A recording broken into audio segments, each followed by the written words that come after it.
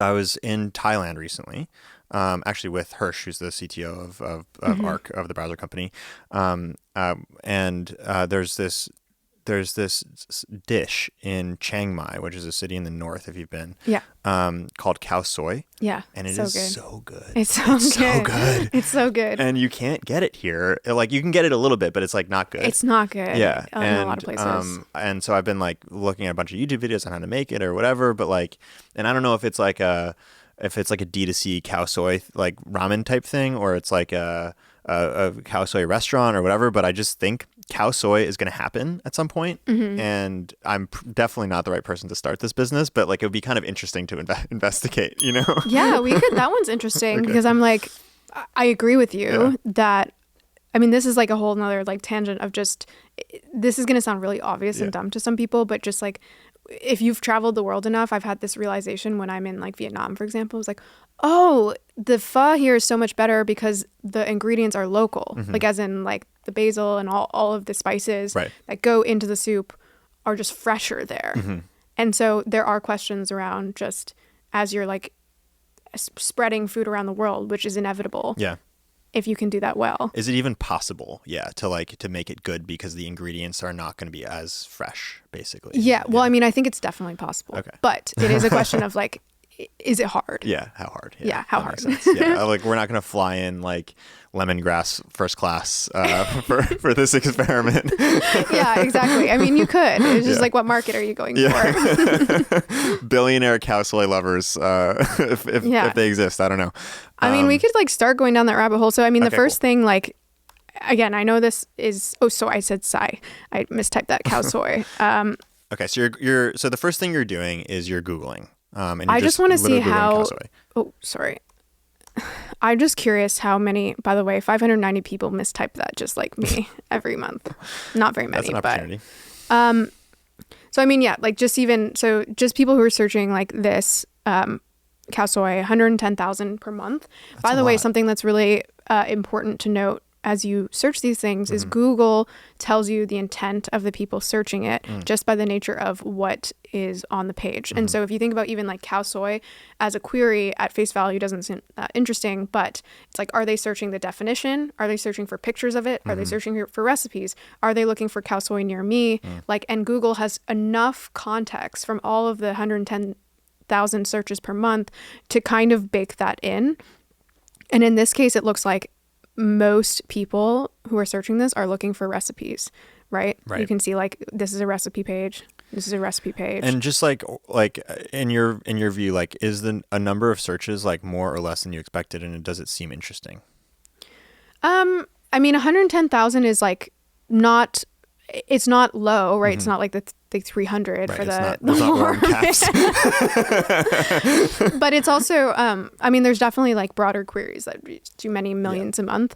The point of like search volume isn't necessarily to determine like is an idea good or bad from like the raw number, because we'll go further in other dimensions. It's more so just to get a sense of like, broadly, like where does it fit in the like, is it like huge, is it like medium, is it tiny, or is it nothing, which is also even more valuable. How is that trending? And you'll notice the trending up. I'm ahead of the curve here. Look at you. Like, yeah. I think khao soy could be the next bone broth, you know?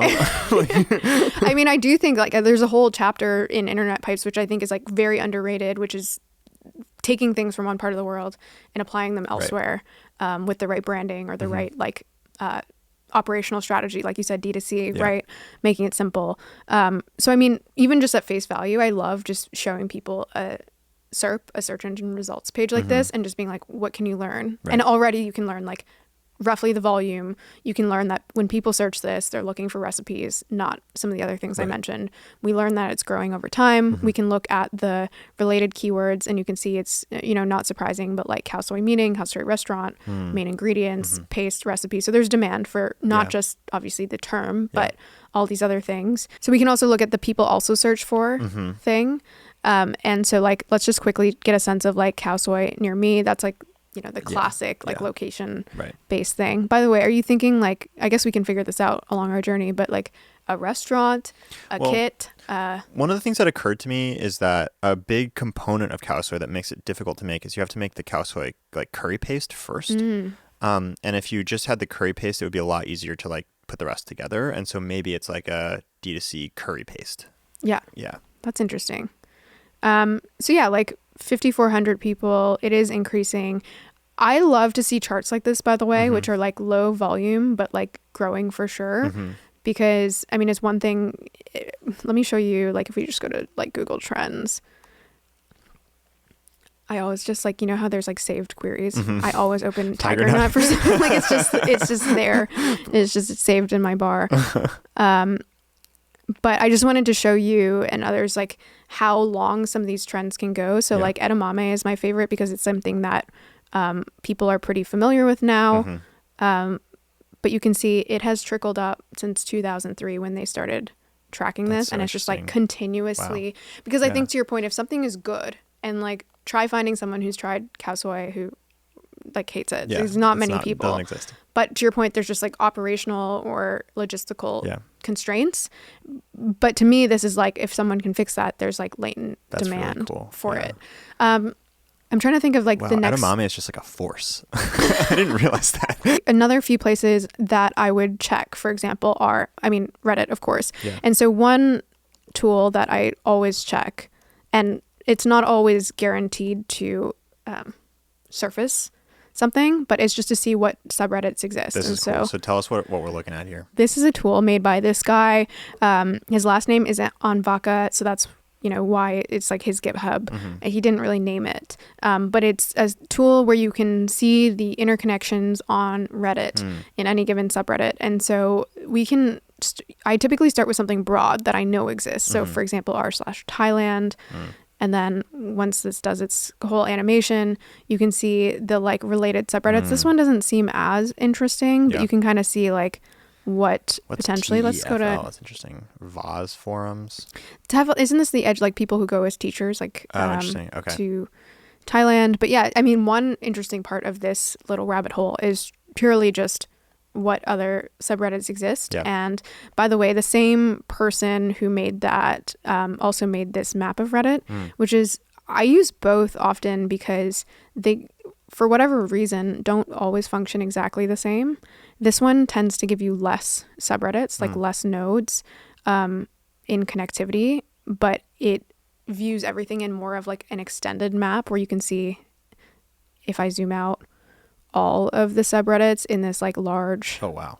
You can see it's kind of like a world map, right? That's like so cool. Yeah, so you can see where, like, of all things, like r/Thailand is in this thing, which is kind of in travel land, but also like kind of next to parenting. Interestingly enough. Got it. So coming back to like the idea we're trying to refine based on the things you've seen so far, like what is it making your brain do, and what do you think we should do to take the next step in the idea, either validation or refinement or whatever?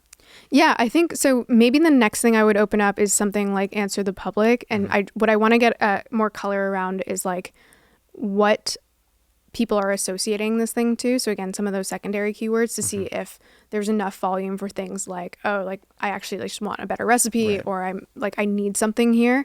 Another thing you might want to do is just start looking into competitors, or like to see if anyone's actually doing this. So like we can look up like khao soy, like recipe kit or something like that, and not so much for the volume, but to actually see who's doing it, who's doing this. And you can see a few. So then you would take something like some of these kits and either put them into a tool like SimilarWeb to see the volume, the number of page views they have a month, or you can also look into, I see some of these on Amazon, for example. And so I would be interested in pulling up something like a Jungle Scout to see how much they're actually doing.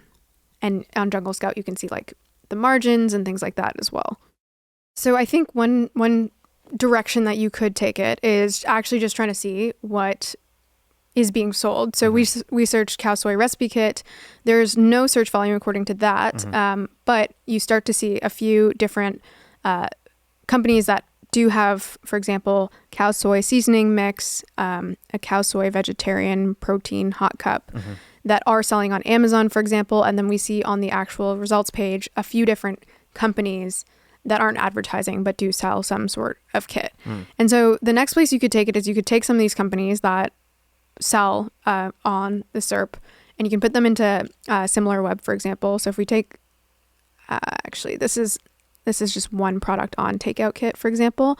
But actually, yeah, why don't we put Takeout Kit into SimilarWeb? I'm just curious how that does. And then in addition, I pulled up Jungle Scout, which is an Amazon analytics tool where you can see specific products. Like we saw 2 of them advertising. Yeah. So we can actually get a sense of how much volume they do. All right. While this is loading, let's look at Jungle Scout. So I searched in their keyword scout tool to start cow soy. And this is, again, where you can, we'll get to the product search as well. Yeah. But where you can get a sense of just like how much volume there is. So in this case down here, we have cow soy. There's very limited volume, less than 450 searches per month.